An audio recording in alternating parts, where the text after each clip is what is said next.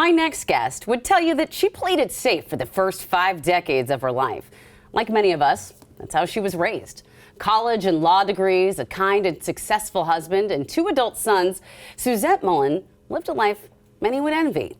But beneath the happy facade, Suzette knew she was holding back. The Only Way Through is Out is a bittersweet and empowering memoir about coming out. And Suzette joins me now. Is there a defining moment in your life when you realized that coming out would be the right path for you? Well, yes and no. Yes, there was a moment about 18 months after I had this midlife revelation that I knew that I wasn't willing to go to my grave without knowing who I was fully. But that moment emerged after many, many other moments of back and forth and doubt and fear and all the things. I'm glad that you mentioned that, because I think so many of us, no matter what it is, I think we all ponder what it is. How do you go from that doubt to that revelation? Like, how do you get there? Yeah, well, I had a revelation about my sexual identity that unfolded over time. And then I was really faced with the question, once I knew what was true for me, I was faced with the question of what, if anything, do I do about it? Right. I was in an established life, as you shared. I had a very nice life, and it was terrifying to think about starting over and jumping into a life that I had no idea what it would look like. And I'm sure there was a part of you that wanted to resist it too. Oh, believe me, there absolutely was. I mean, I really thought, is this, it was a life that I'd only been living in my head, and I really didn't know what it was going to be like on the other side. And I knew what my current life was like. It was, as the cover says, it was safe, comfortable, and expected. And so, and as someone who's very risk averse, it was a terrifying risk to take. I'm sure. Yeah. I get that. I am so risk averse. I can't even imagine. And the loss that with any choice, with any major change in our lives, there's usually loss. Did you experience grief over the loss of your former life?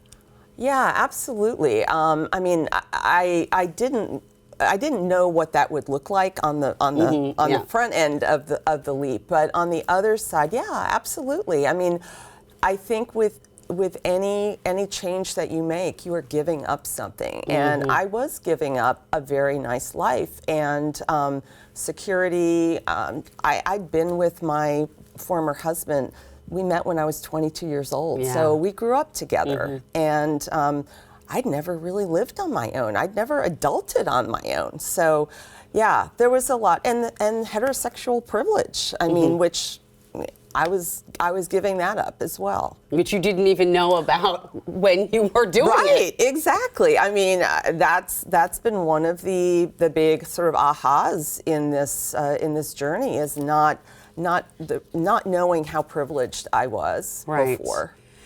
Let's talk about what your book says about a woman and whether or not she has the right to go after her desires so she can live her fullest life, and by which changing the family dynamics. Can you elaborate on that? Because I feel like that's really loaded. Yeah, that was a huge issue for me. For those 18 months of struggling back and forth, I was looking for a third door. There was the door of stay, go, and I was looking for a third door that there was no pain involved for me, for my husband, for my family, whatever. And, spoiler alert, there is no third door. There's no third door. There is no third door. So anyone who thinks there's a third door, there is no third door. And here's what I've come to believe, is that it doesn't serve anyone to stay in whether it's a marriage, a relationship, a job, or anything, when one person isn't able to be fully who they are. And I mean, it's painful to get through it and get to the other side. But what I can say is that everyone's okay now on the other side. And it would have been painful to stay, and it was painful to go. But there's joy on the other side. There's joy. How are the kids? Yeah, the kids are fantastic. They have both been very supportive. They've both read the book and have, given me, they both said it's beautiful. And my younger son, I just had a message from him and he said, "Mom, I'm really proud of you," which is just so sweet.